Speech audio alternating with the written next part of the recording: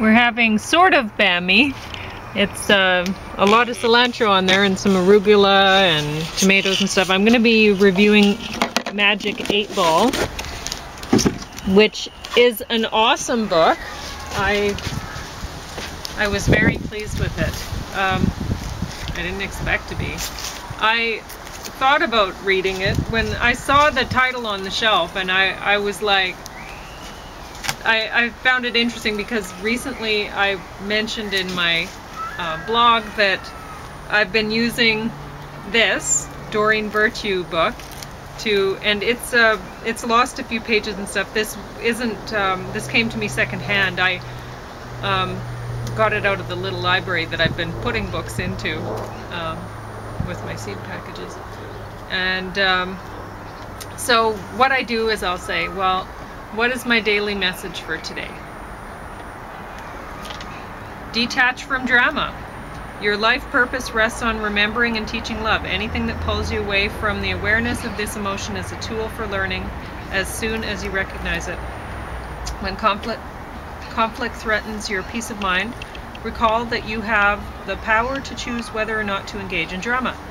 You can be a caring and supportive person without taking part in negative thinking or fear-based behavior, since your steady love and inner harmony acts as a calming influence. We'll help you to stay centered today if you ask us to. Hold the intention of detaching respectfully from any drama that may present itself today. I attract only harmonious situations and relationships. My peacefulness is reflected in my life and is my gift to others. I stay steady, calm, and compassionate no matter what's going on around me, because I always remember that love is the greatest healing force. So that is my message for today. So thank you, Doreen Virtue. This is how I'm using this book. I'm not reading it page by page. I ask Angel to show me what my message is today, and that's how I go. So every day I read one message, and I've been enjoying it. I actually find it comforting and uplifting.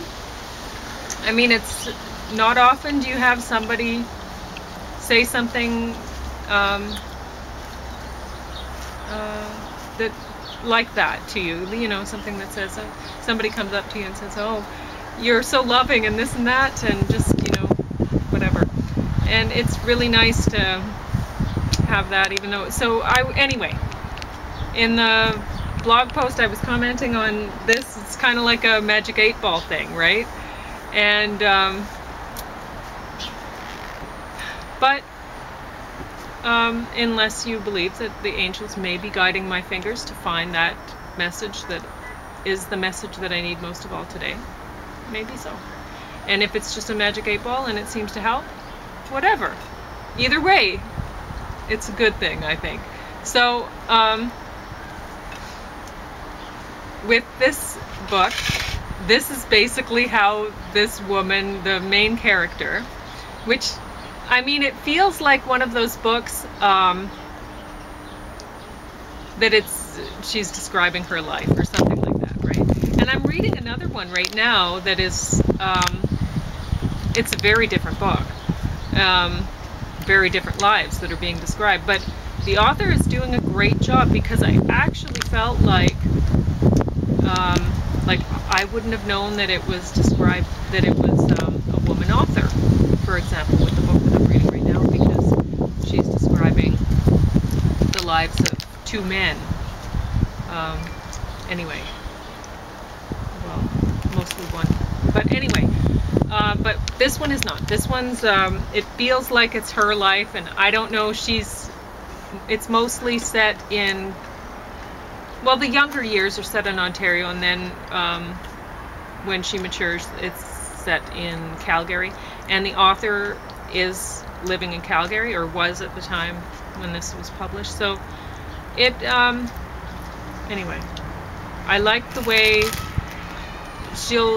the author describes the main character going for a jog and describing where it is, and it's like, wow, yeah, I know exactly where that was, because if you live in or have lived in Calgary at any point, then you know, right? The main character's great aunt had bought a home in Bridgeland and such, and so if you know Bridgeland, if you know that area, and I lived there for couple of years anyway, then yeah, you know where you can picture it anyway, and she helps you. She's a very good writer. I was very impressed. I didn't like the ending so much. Marion Douglas. Oh, have you heard of her then? No. Okay. Just registering it. Probably forget it. Who knows? I'm gonna read the book. Yeah. You finish should. it. It's good. Now you read it. So I shouldn't stick it in the free library right away. No, right away. Yeah, because you may I as well might get want a to go hold to. on to it for future reference. I too have Might lived want in Calgary. Yeah. Sometimes it almost feels like a confession. The important thing is, I suppose, to move away from there. I lost a termator. Thank you. I gave you lots of tomatoes, so you probably don't want any more. Well, I don't have any room for tomatoes today in when this I Bammies. went to the Salvation Army for free food, I finally remembered not to grab tomatoes, even though they were there.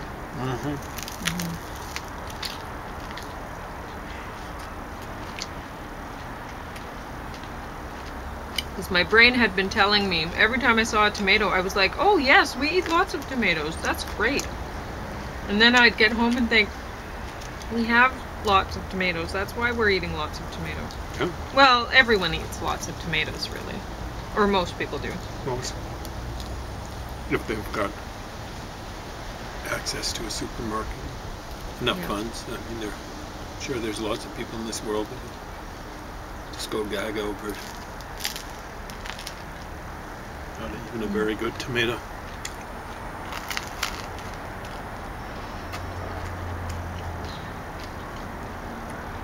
This is awesome. Yeah. And honestly, the avoiding drama thing, I have no intention in getting involved with any kind of drama. No. The big problem is other people. People seem to be living, determined to live on the edge, pushing other people around. If they want to push other people around who want to get pushed around, and vice versa, by all means, they should go to it. They should leave people like me and Pauline alone.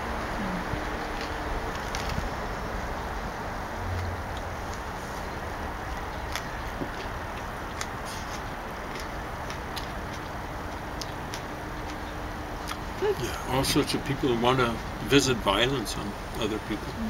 No, that's just locally. People drawing knives and people. I wanted to mention, when I'm reading a book and an author actually makes me laugh out loud while I'm reading, I love it. And this author did that. In the part about the fruitcake, where she's thinking about the fruitcake. Oh my god. Yeah, that was very good. It's a fairly economical book too, in the sense that, I'm not saying it's cheap, but it might be. But it's what, 200 pages? A little over 200 pages, 220, something like that. It didn't need to be any longer. Exactly right. It was great. The ending, I don't know. I mean, I did like how she said, the main character was saying, well, you know, she was thinking back, well, who would have thought, you know, back that this is how I'd end up with this and that and whatever. And everybody thinks that, you know. But at the end of the book, you have this sense that the author thinks, well, she never would have guessed that that would be her life. You know, that this is what she would have for, I don't know, a family or whatever. But she's happy with it. At least that's the sense I got.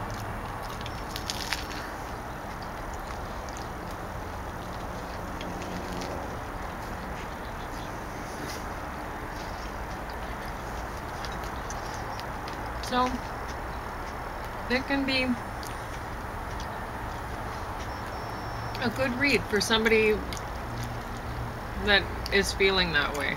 Like, maybe they're feeling bogged down and they're like, my life, this is not what I'd planned. But you don't know. You just keep plugging away and hope it,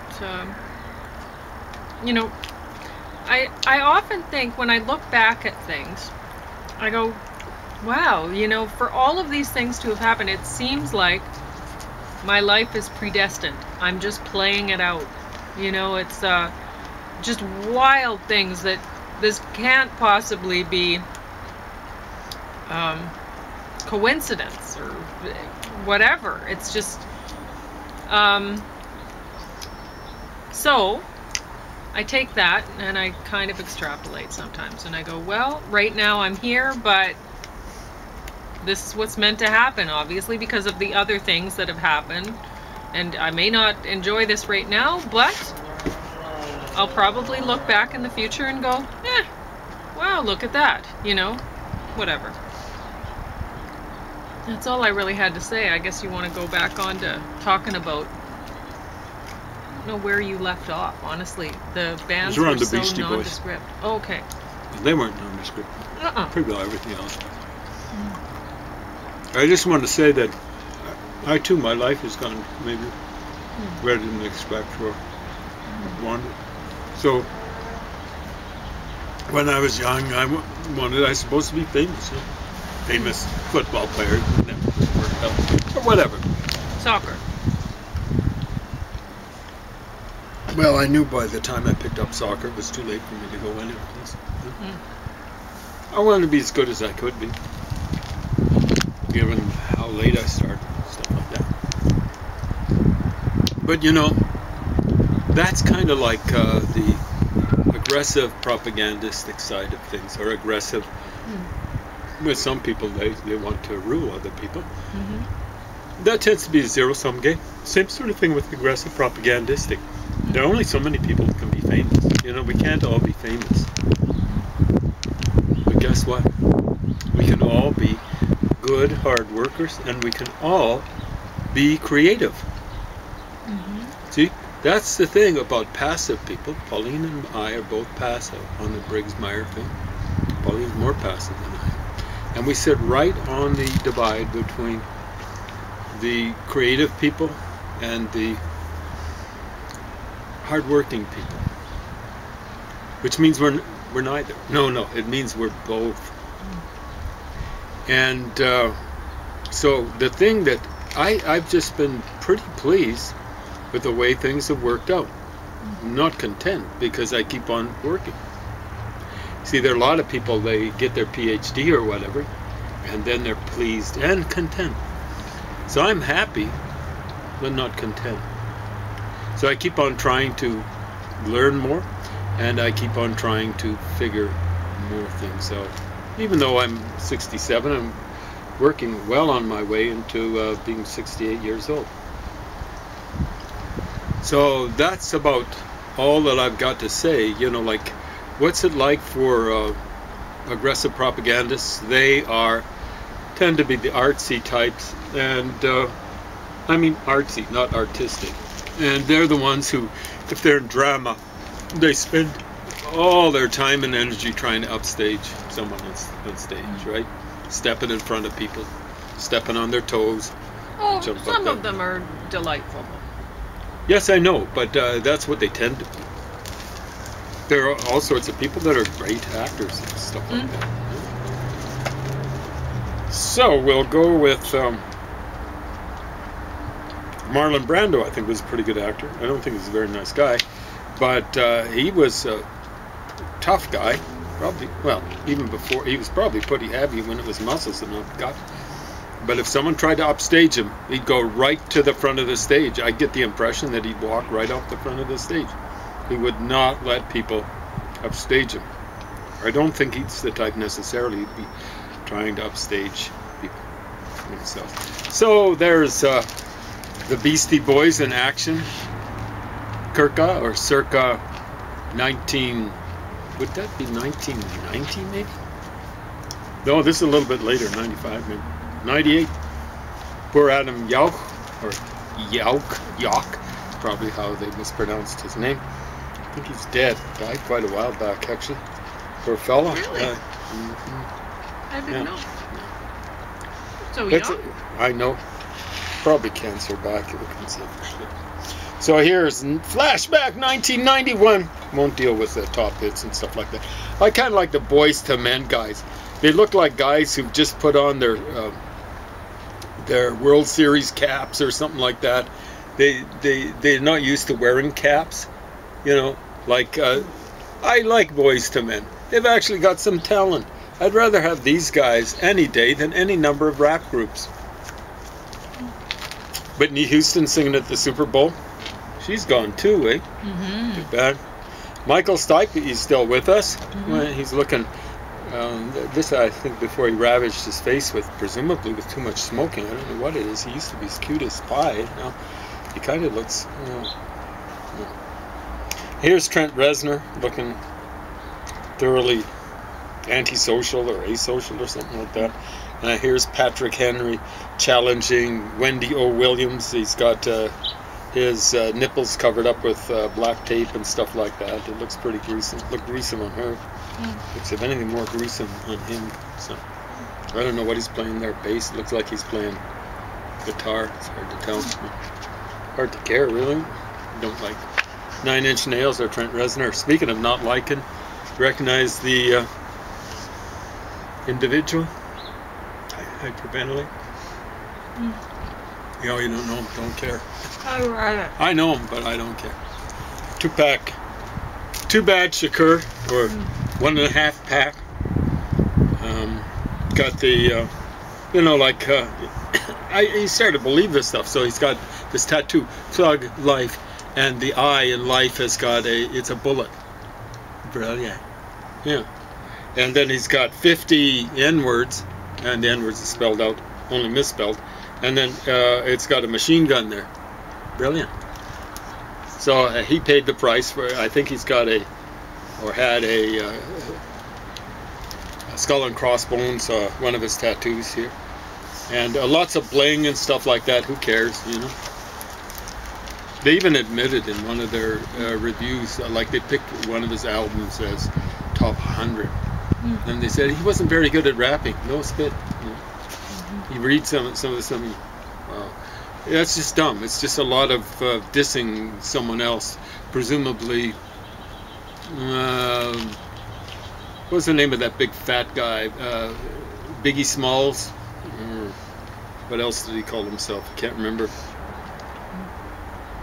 Should have been the fat character in one of the. In one of the Austin Powers things, the fat whatever. Yeah, that's what they should have called him. They could call Dr. Is it Dr. Dre or Dr. Dre? Do you know much about that? You know, apparently he was a thin, tall guy. Now he's just a tall, fat guy. And even back then, this is in the 90s. Here he's with Snoop Dogg. Hopefully Snoop Dogg hasn't put any pounds on. I love the way. I love to, you know, like it's like that band song. Me and my mate were back at the shack. We had Spike Jones on the box. She said, I sure hate the way he sings, but I love to hear him talk. And that's the way I think about Snoop Dogg. I could hear that guy talk forever. But rapping, you know, like it's just like, who cares? Really, it's just like, I don't really hate the stuff. It's just boring. And you know, as I get older and my horizons shrink further and farther, boring I start to hate, because it's just a waste of time. So yeah, they were involved with. I was surprised. Like he was up for murder, a murder charge. He got away with it. Wow. Maybe he didn't get away with it. Maybe he was innocent. I don't know. I'm a little suspicious. I mean, you see, he was hanging out. I think he was on Death Row Records or whatever. Suge Knight, is that what you call the idiot? Useless. Oh, here's Dr. Dre. You know, like looking as though he's discovering God or something like that for the first time. This kid looks a little skeptical. Saying, what's this stupid old asshole doing? Here he is, looking old. I mean, the way, you know, geez, he might still be in his 20s, I don't know. And there's Snoop Dogg looking appealing as he usually does. Oh, Tupac Shakur, hey, Thug Life, yeah, smart. He's really smart here. He's dead, smart and dead.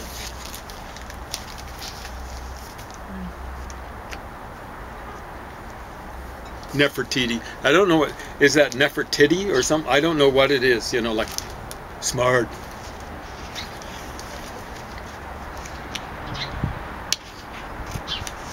Hit 'em Up contains a truly remarkable amount of rage and aggression. You know, I've read some of this stuff, and it's just not remarkable.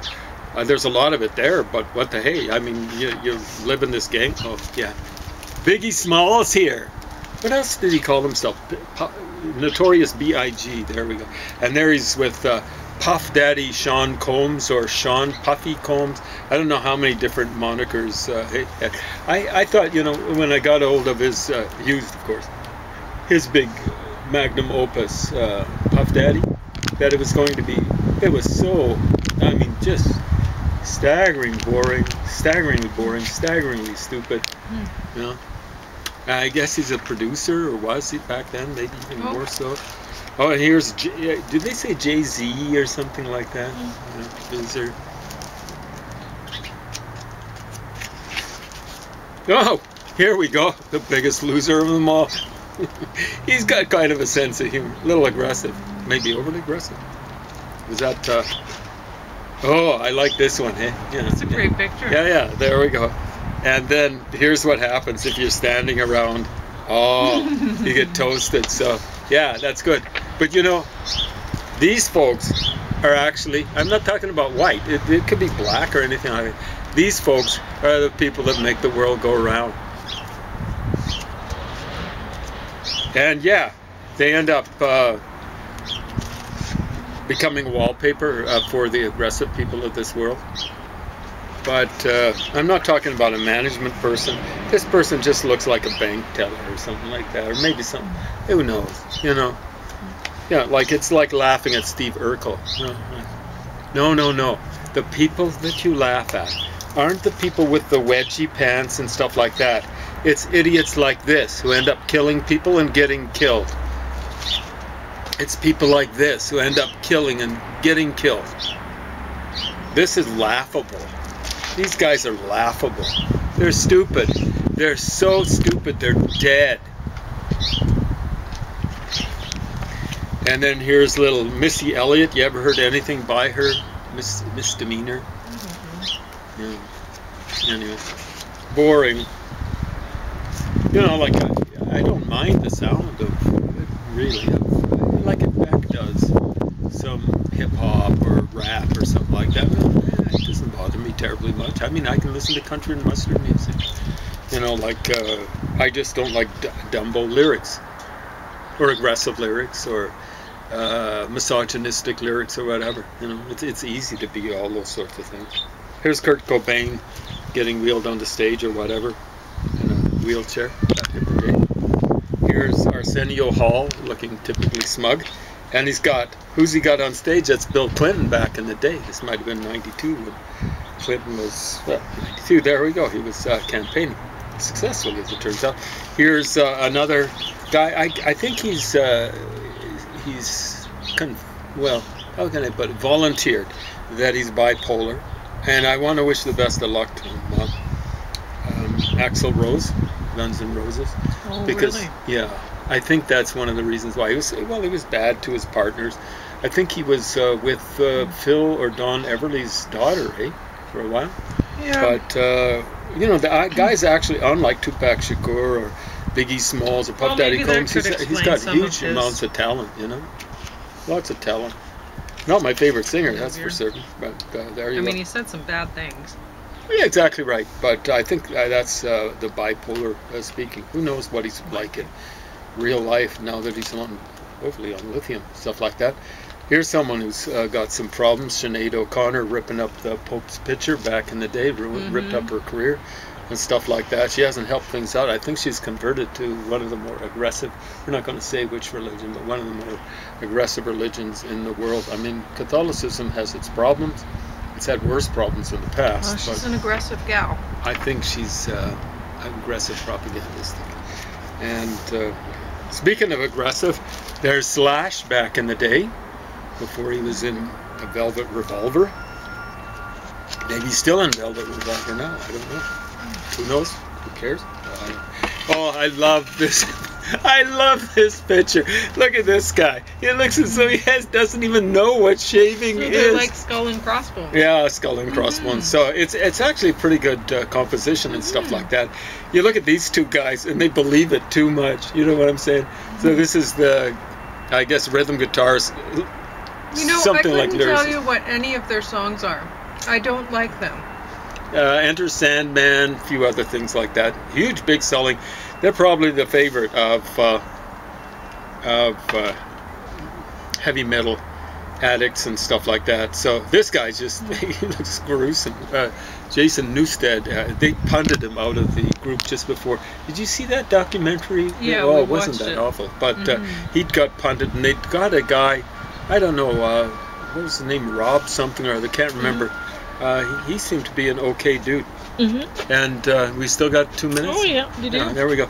I like this guy. You know, like he was the guy who was always in the background. You know, just kind of chillaxing, and he was looking quite a bit older in the documentary. But I think his name's Kirk Hammett or something yeah, and like the that. guys were always fighting with each other. Well, these two guys, right? The two. They needed to smoke marijuana or something. Because yeah, this guy was an really alcoholic, right? He had an alcoholic breakdown, right? that Hetfield, explains James it. Hetfield. I think it goes by James, and yeah, James Hetfield. It makes me want to change my first name. And Lars Ulrich, he was the little guy who'd been, his dad had been a tennis professional. I think he was aiming at being a tennis professional. He decided to be a drummer. And I guess he's a pretty good drummer, you know, lots of cross rhythms and changes of time and stuff like that. But he's the kind of guy, I mean, here he is, grown guy, and his beard looks about as prodigious as my beard looked at age 17 in high school. Yeah, well, you It's had just kind of some, sprouted. yeah, your facial hair is pretty wiry. Yeah, it's pretty wiry, but I very mean, you know, like, masculine here's the facial deal. You know, like, if you've got something like that, just shave it off. I mean, you know, you look about as youthful as Kirk Hammett in this picture and stuff like that. But, yeah, these two guys look like total losers.